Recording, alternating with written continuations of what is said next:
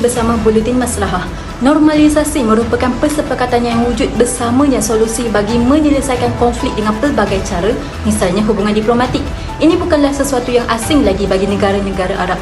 Sebab jauh sebelumnya Mesir, Yordania dan Morocco, Qatar dan Tunisia, Mauritania dan akhirnya UAE juga telah melaksanakannya. Kontroversinya pula menyaksikan kekecewaan ke atas pengabaian terhadap isu-isu Palestin yang masih belum diselesaikan.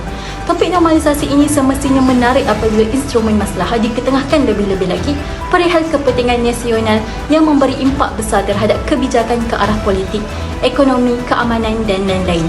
Untuk mengupas isu ini lebih lanjut, saya serahkan secara langsung kepada saudari Syazwani Nur Atikah untuk menyampaikan laporan di Universiti Malaya. Okay, jadi sekarang kita dah tahu kan berkenaan dengan normalisasi Israel.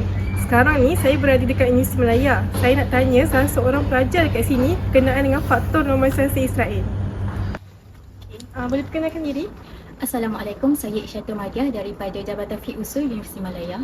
Okay, Saudari Syah, boleh tak bagi tahu faktor lain berkenaan dengan normalisasi Israel terhadap negara-negara Islam?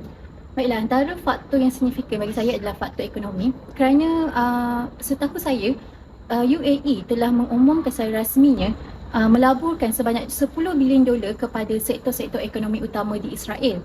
Tidak dilupakan juga penerbitan Human Development Index yang bertaraf very highly developed. Selaraslah dengan gelaran Israel sebagai pengusahaan pemilikan startup kedua terbesar selepas US.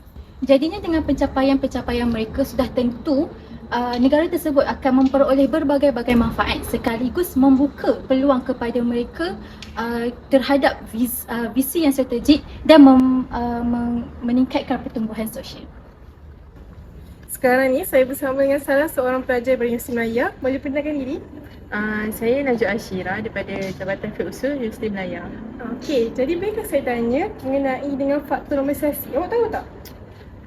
Saya rasa faktor normalisasi ni antaranya salah satunya adalah untuk memelihara hubungan diplomatik sama negara diorang lah. So kat sini kita boleh tengok diorang ni banyak untuk mempertahankan negara and dari sudut ketenteraan, ekonomi dan pelancongan.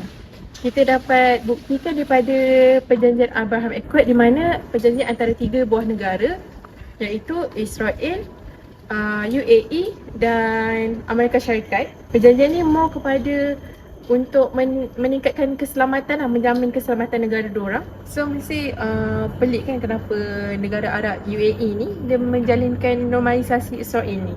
So sebabnya antaranya kita pun dah tahu yang UAE ni tak ada hubungan yang baik dengan negara jiran mereka iaitu Iran. So UAE ni mengambil peluang ni untuk menjamin pertahanan negara diorang daripada senjata nuklear oleh negara Iran. So lepas perjanjian Abraham Accord ni, lagi ramai negara lain yang follow tau UAE ni. Antaranya macam Sudan, Maghribi and salah satunya Turki. Turki ni menjadikan normalisasi Israel ini antaranya sebabnya adalah untuk menjamin keselamatan diorang juga dan untuk menjaga keamanan negara diorang. So memanglah kita nampak macam Turki ni macam negara Islam, kenapa sokong Israel? Tapi sebenarnya diorang dalam diorang menjalinkan hubungan normalisasi dengan Israel ini, sebenarnya diorang nak mempertahankan Palestin juga. Kita boleh tengok dalam syarat yang Turki letakkan dekat Israel lah. Salah satu syaratnya adalah Turki meminta Israel untuk bayar kompensasi kepada keluarga yang terkorban dekat Palestin. So dalam masa diorang ni menjalinkan normalisasi untuk kepentingan ekonomi, pelancongan, at the same time diorang nak menjamin hak untuk saudara rakyat Palestin di sana. Itulah saya faham faktor kenapa negara-negara Islam menjalinkan hubungan normalisasi Israel. Terima kasih Saudari Najwa atas penjelasan sebentar tadi. Okay, jadi sekarang kita tahu kan antara faktor normalisasi Israel adalah untuk menjalin hubungan diplomatik. Jadi sekarang ni saya bersama dengan pelajar lain untuk tanya juga berkenaan dengan faktor normalisasi Israel. Boleh perkenalkan diri? Hai, saya Alia Nabilah daripada Jabatan Fiqh dan Usul. Alia boleh tahu tak apa lagi faktor normalisasi Israel?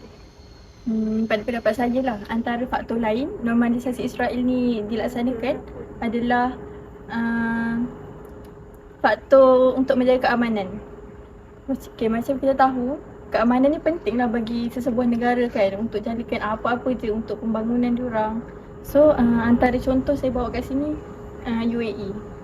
Macam kita tahu UAE ni walaupun dia negara-negara yang maju, yang ada bangunan yang mewah-mewah, kereta diorang pun mewah, tapi diorang ni tetap perlukan bantuan kejuruteraan sebab diorang lemah dari segi alatan kejuruteraan kan.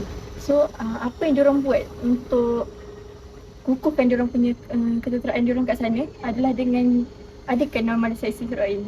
So diorang ni ikut cakap Amerika Syarikat untuk iktiraf Israel. So bila UAE ni iktiraf Israel tu, so Amerika Syarikat ni dah bersetuju untuk sediakan diorang bantuan kejuruteraan dan juga alat-alatan yang canggih macam jet pejuang tu kepada UAE. So seterusnya macam Bahrain. Bahrain ni kenapa dia adakan normalisasi dengan Israel ni? Sebab dia nak kurangkan pengaruh Iran dekat Bahrain.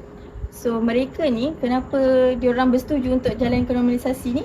Sebabnya dekat Bahrain, Iran ni terlalu banyak sangat campur tangan dalam urusan domestik diorang, and dia nak galakkan diorang punya rakyat ni untuk sokong Syiah dan gulingkan pemerintahan Sunni kat sana.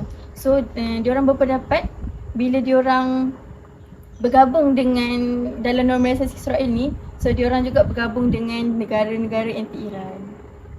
Okay, terima kasih Saudari Alia. Jadi faktor yang kedua kita dapat tahu adalah berkenaan dengan faktor keamanan. Okay, Saudari Isha, awak rasa apakah kesan normalisasi Israel ini terhadap negara Islam? Baiklah, sejauh mana kita menafikan hubungan Israel dengan negara-negara yang melakukan hubungan tersebut, manfaat yang mereka dapat berterusan hingga ke sekarang. Contoh yang saya boleh bagi, Israel diberi jaminan keselamatan tenaga untuk membeli minyak secara langsung daripada rakan kongsi tempatan seperti medan gas Leviathan dan Tamar. Rentetan daripada itu, dengan segala keistimewaan yang diberikan, Turki juga telah mengambil peluanglah ke atas kemudahan tersebut. Sebabnya penciptaan paip yang menghubungkan Leviathan ke daratan Turki memiliki kos yang agak murah, dan dari segi teknikal pula tidak terlalu sukar kerana lautan Mediterranean tu agak cetek. Jadi Saudari Alia, apa tak berikan saya kesan lain berkenaan dengan hubungan normalisasi terhadap negara Islam? So bagi saya, antara kesan lain bagi normalisasi Israel dengan negara Islam ni adalah daripada aspek keamanan. So kolaborasi dalam bidang perisikan dan keselamatan ni dapat memperkuat kemampuan bersama untuk mengatasi ancaman bersama, yang mana termasuk dengan keganasan dan konflik keselamatan. So selain itu, pertukaran maklumat perisikan antarabangsa ni juga dapat membantu membangunkan strategi keselamatan yang mana lebih efektif dan merangsang koordinasi tindakan di kalangan negara-negara yang terlibat. So proses normalisasi ni juga memainkan peranan penting dalam pencegahan konflik. So melalui dialog terbuka yang diadakan ni, so negara-negara yang sebelum ni bermusuhan dapat selesaikan perbezaan mereka tu dengan secara aman tanpa berlakunya konflik bersenjata. So bila diorang dah capai kesepahaman, diorang dapatlah mewujudkan iklim di Timur Tengah yang lebih aman dan stabil. Terima kasih Alia. Jadi Najwa beritahu ke tak kesan normalisasi Israel dengan negara Islam yang lain? Saya rasa kesannya adalah salah satunya adalah pelanggaran hak asasi manusia. Kalau kita tengok negara-negara yang menjalinkan perjanjian ataupun hubungan normalisasi dengan Israel ni, mereka kebanyakannya tak dapat menyalurkan bantuan ataupun memberi apa-apa bentuk bantuan kepada rakyat Palestin. Seperti yang kita tahu sekarang ni kan, Palestin dan Israel ni berlaku pergolakan kan, di mana tentera Israel ni telah menyerang rakyat Palestin, menyekat bekalan elektrik, menyekat bekalan makanan, lepas tu menghancurkan hospital. So kita tengok daripada situ, tentera Israel ni telah menyerang wanita-wanita, kanak-kanak yang tak bersalah. So dari situ kita tengok mana hak rakyat Palestin ni sebagai seorang manusia. Maksudnya diorang punya hak itu tidak dapat diperjuangkan dan tak dapat keadilan. So dari situ normalisasi Israel saya lihat banyaklah kesan mafsadah dia terhadap rakyat Palestin. So mungkin normalisasi ni boleh pertimbangkan kot masalah dengan mafsadah yang ada. Okay, terima kasih kepada Najwa. Jadi dari diri saya sendiri, saya dapati adanya kesan normalisasi Israel terhadap negara-negara Islam. Antaranya dapat menggugat kesucian agama. Normalisasi Israel ini boleh menggugat kesucian agama, khususnya kepada umat Islam. Antaranya melalui keputusan politik yang menentang nilai keagamaan.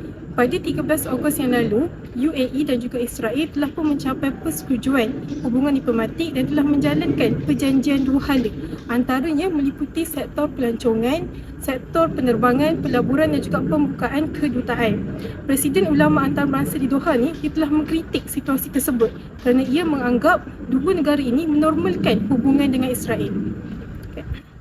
Seterusnya, kita dapat lihat banyak pelanggaran hak asasi manusia yang berlaku, termasuk larangan untuk membunuh nyawa dan juga harta benda orang lain yang dikaitkan dengan kekejaman dan pembunuhan yang dilakukan oleh tentera Israel baru-baru ini. Buktinya, serangan kejam tentera penceroboh Israel ke atas Hospital Kamal Adwan di Gaza, yang mana hospital inilah yang menjadi tempat perlindungan dan juga perawatan utama kepada rakyat Palestin. Tindakan ini dianggap melanggar kesucian agama, iaitu hak untuk hidup dan juga hak untuk menentukan nasib sendiri. Dalam menilai tahap normalisasi Israel, perspektif maslahah memerlukan penilaian yang sangat mendalam. Hal ini kerana ia menimbulkan pro dan juga kontra dalam kalangan manusia. Normalisasi ini dia sebenarnya mendatangkan faedah, termasuk dalam kerjasama ekonomi, sains, teknologi dan juga pembangunan negara. Namun, maslahah ini hanya terpakai untuk sesetengah pihak sahaja. Kita tidak boleh mengabaikan hak rakyat Palestin. Perspektif maslahah juga perlu menjamin keadilan dan juga keselamatan semua pihak tanpa menindas mana-mana pihak. Akhir sekali, normalisasi ini menuntut ketepatan dan juga keseimbangan dari perspektif maslahah. Negara-negara yang terlibat perlu berusaha untuk mencapai keseimbangan untuk mensasikan usaha ini. Akhir kata daripada saya, Syazwan Atika melaporkan daripada Universiti Malaya bagi Buletin Maslahah. Sekian, terima kasih.